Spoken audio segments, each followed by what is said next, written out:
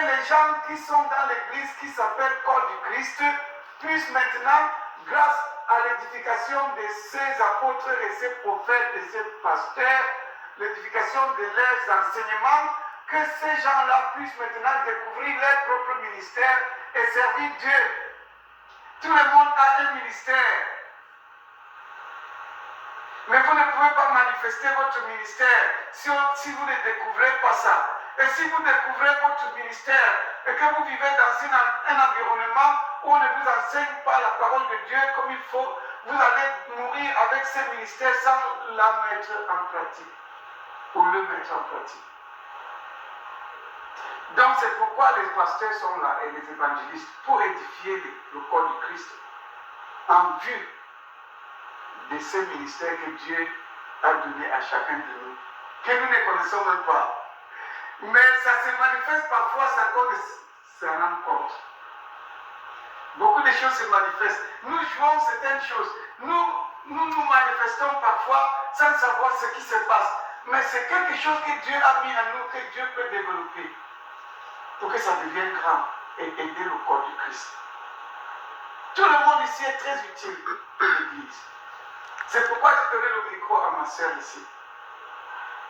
Parce que ça peut être son ministère. Qu'elle va se lever et parler. Comment dire que les femmes ne doivent pas parler dans l'Église. Mais je ne crois pas à ça. Parce que si les femmes ne parlent pas à l'Église, ça veut dire que les femmes ne doivent même pas prier. Parce que prier veut dire parler. Les femmes ne peuvent pas chanter. On dit que les femmes ne peuvent pas prêcher l'évangile. Je ne crois pas à ça. Bon, si on dit que la femme ne doit pas prêcher l'évangile, ça veut dire que la femme ne doit même pas parler. Parce qu'on dit, Paul dit que la femme doit se taire. La femme doit se taire à l'église. Oui, Paul a dit la femme doit se taire. Dans quel domaine? Dans quel contexte? C'est quand il s'agit du désordre. Pas quand il s'agit de défendre la cause du royaume de Dieu, on dit que la femme doit rester tranquille. La femme peut aussi jouer le rôle de finet dans une assemblée. La femme peut se lever et dire non, je ne veux pas ce désordre chez nous. La femme peut faire ça. Et Dieu va accorder, Dieu va accepter ça. Pourquoi? Parce que la femme et l'homme ont reçu le même salut. Et Dieu attend de la femme de la même chose que Dieu attend de l'homme, le jour du jugement. Parce que la Bible dit que Dieu jugera chacun selon ses œuvres. C'est ce que Dieu dit, ce n'est pas moi qui dis ça. Donc, femme et homme, Dieu jugera chacun et récompensera tout le monde selon ses œuvres. Donc, mes frères et sœurs, soyons zélés. Soyons zélés. Quand on nous appelle pour prier, venons en nombre. Quand nous sortons de l'église, parlons de Jésus à tous ceux que nous rencontrons. N'acceptons pas voir les gens qui font n'importe quoi et nous passons comme si ça ne nous dit rien. Ne soyons plus indifférents par rapport aux choses qui ne plaisent pas à Dieu. Quand quelque chose ne plaît pas à Dieu, ça doit aussi ne pas nous plaire. Mais si nous passons comme si ça ne nous dit rien, ça veut dire que nous sommes contre Dieu. C'est ça que Finet a fait ça et Dieu était tellement content. La Bible dit que directement Dieu a arrêté de faire mourir Israël grâce à une seule personne qui s'est levée et agi. Moïse pouvait le faire, mais il n'a pas fait, il pleurait seulement. Mais Finet a fait et Dieu a arrêté là. Et fait même l'alliance avec lui, l'alliance de paix. Donc, frères et sœurs, lorsque nous vivons dans le Seigneur, nous ne devons pas être violents pour pouvoir défendre la cause de Dieu. Mais nous devrons plutôt, notre violence devait être plutôt la qualité de violence spirituelle. C'est-à-dire la violence d'insister dans la vérité. Si nous voyons comment quelqu'un fait du mal autour de nous, nous devrons insister dans la parole de Dieu envers la personne. C'est ça que Jésus disait, que même dans l'église, si vous voyez quelqu'un qui fait n'importe quoi, qui n'est pas bon, appelez-le, vous lui parlez. S'il n'écoute pas, appelez la deuxième personne. Si la personne n'écoute pas, appelle l'église. Si l'église lui parle et il n'écoute pas, tu le laisses tranquille. Mais la Bible ne dit pas que tu le tues, comme Finney venait de faire. Alors, Jésus-Christ, lui, il dit que tu devrais pardonner et bénir même ceux qui te maudissaient. Ça, c'est notre façon de lutter contre le péché. Donc, imagine quelqu'un qui me fait beaucoup du mal et je l'aime toujours. Ça, c'est plus puissant que de le tuer. Voilà. Jésus-Christ dit de le pardonner. C'est la meilleure façon de lutter contre le mal. La meilleure façon de lutter contre le mal, c'est de pardonner la personne qui t'a fait du mal. Ça lui touche beaucoup. Il dit, quoi? Malgré tout ce que j'ai fait à cet homme, malgré tout ce que j'ai fait à cette femme, mais elle me voit toujours, elle sourit, elle me voit, elle me bénit. Waouh! Elle prie pour moi. Ça, c'est quelqu'un de très exceptionnel. Et cet esprit-là est rare. Ça se trouve seulement dans la vie de ceux qui ont compris qu'ils doivent être zélés pour la cause du royaume de Dieu. Donc, il y a beaucoup de versets bibliques que je pouvais lire avec vous, mais je vais lire deux et je vais arrêter ce message. Romains chapitre 12, verset 11. Romains chapitre 12, verset 11. Ayez du zèle et non de la paresse. Soyez fervents d'esprit. Vous voyez, servez le Seigneur. C'est trois grandes choses. Mais toutes les trois grandes choses-là dépendent du zèle. Si on n'est pas zélé, on ne peut pas être fervent d'esprit. Si on n'est pas zélé, on ne peut pas servir le Seigneur.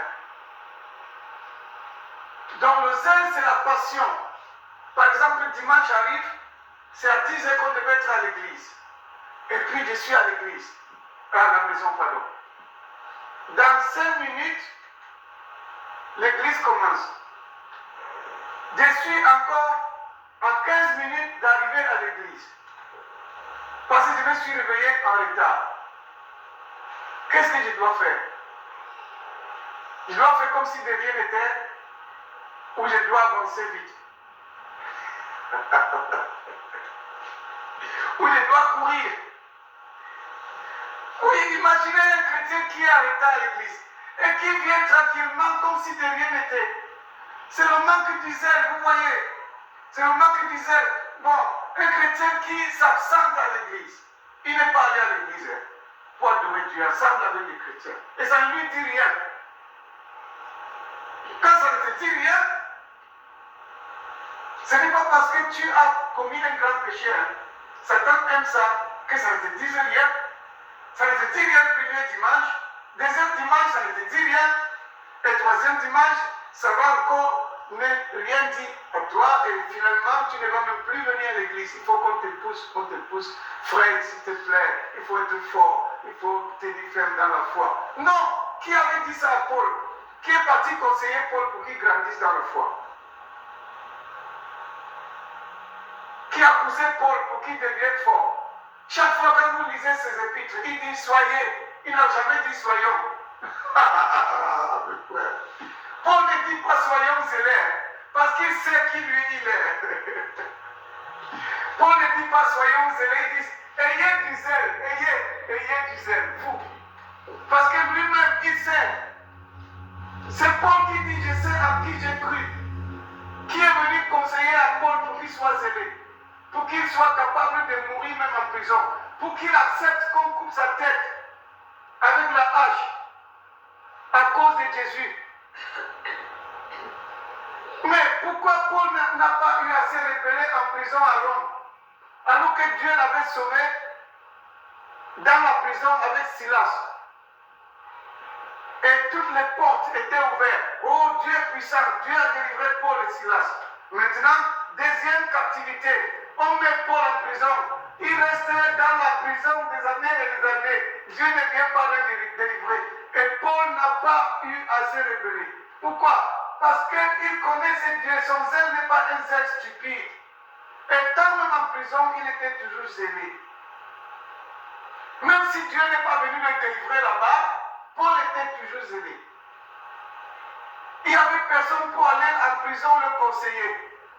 Mais il écrivait les lettres pour fortifier les autres. Waouh, pourquoi tu ne peux pas devenir comme ça?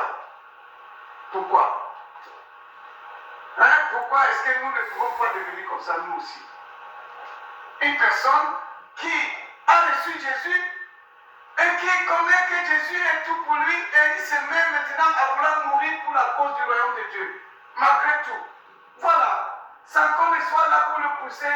Oui, frère, depuis ton baptême, tu es devenu froid. Il faut être fort. Il faut de temps en temps venir à l'église. Non, un vrai chrétien qui a compris le royaume de Dieu ne reste pas indifférent. Parce que le prix de son rachat, personne ne peut payer ça. Ce que Jésus a fait pour que tu sois ici. Si on vous demande de payer ça, et que tout le monde entier contribue pour payer, les contributions seront nulles pour payer et rembourser le prix que Dieu t'a racheté avec. Mais pourquoi alors tu négliges? Soyons zélés, mes frères et sœurs. Servons le Seigneur. Soyons fervents d'esprit. Ayons du zèle et non de la paresse. Peu importe les circonstances, soyons déterminés à servir le Dieu qui nous a sauvés. Soyons engagés à servir Dieu pour que les gens puissent nous voir et dire, mais waouh, il y a quelque chose dans la vie de ces gens-ci. Quelque chose les pousse. Ne soyons pas les gens qui vont être, parce que je suis trop jeune, j'arrive, je quitte l'église et je marche en route, un beau garçon avec des muscles me drague et j'accepte que je n'ai pas couché avec. Alors que je sais que Dieu n'aime pas la fornication. Est-ce que vous êtes fâché comme je dis ça? Ne vous fâchez pas. Parce que je ne parle pas, je ne réfléchis pas avant de parler. Ça sort comme ça. Donc, écoutez, soyons zélés pour servir Dieu. De sorte que quand nous sommes seuls, nous sommes zélés là-bas, dans notre chambre. Nous sommes zélés à chaque fois. Nous sommes zélés, même si personne ne nous voit. Et ce zèle-là va contaminer les autres. Parce que vous pouvez croire que les autres ne vous voient pas. Comme je venais de parler de ce que la sœur Sephora a fait. Bon, ça m'a marqué. Vous voyez. Mais elle ne savait pas que j'ai vu. Elle ne savait pas que ça m'a marqué. Tu vois, le zèle de quelqu'un peut te toucher. Je prie que le Seigneur nous aide à comprendre ce message. Je ne vais plus continuer ce matin. Je prie que le Seigneur nous aide à savoir. Il y a beaucoup de choses que je pouvais parler encore. Ça ne sert à rien de trop bavarder. J'arrête ici et je demande que le Seigneur nous donne la grâce d'avoir le zèle de Phiné, le zèle de Jésus, le zèle de Paul, pour servir Dieu, le zèle des apôtres. Quelqu'un comme Matthieu. Comment est-ce que Matthieu était mort? Je ne sais pas, je n'étais pas là. On a dit qu'il était mort d'une façon sauvage. Dans la mamie de Dieu, je ne sais pas. Et d'autres corps qui étaient morts parce qu'on les a crucifiés, pieds en haut et tête en bas. Voilà. Et d'autres qui étaient morts parce qu'on a coupé les terres avec la hache. Et Dieu les voyait, mais il n'était pas venu les délivrer. Dieu comme ça, il les voyait, il ne vient pas les délivrer. Parce qu'il meurt pour la cause de cet évangile. Soyons zélés, mes frères et sœurs. J'ai une photo ici dans mon téléphone que j'ai pleuré quand j'ai vu ça. Au Nigeria, à Kano, on avait tué plus de 100 chrétiens qui croient en Jésus. Et puis, il y avait une grande foule, on a creusé une tombe comme la salle-ci, hein, et mettre chacun dans le cercueil et les enterrer tous dedans. Mais ils sont morts pour la cause de l'évangile. C'est important de croire en Jésus et d'être zélé jusqu'au bout. Être fidèle jusqu'à la fin. Et la fidélité en date, la fidélité engagée, solide. Ce n'est pas la qualité que quand l'hiver arrive, on est froid, quand l'été arrive, on est un peu tiède et tout. Non, la qualité que nous sommes bouillants pour ça. Soyons bouillants. Soyons bouillants pour la cause de l'évangile. Au nom de Jésus. Amen. Que Dieu vous bénisse.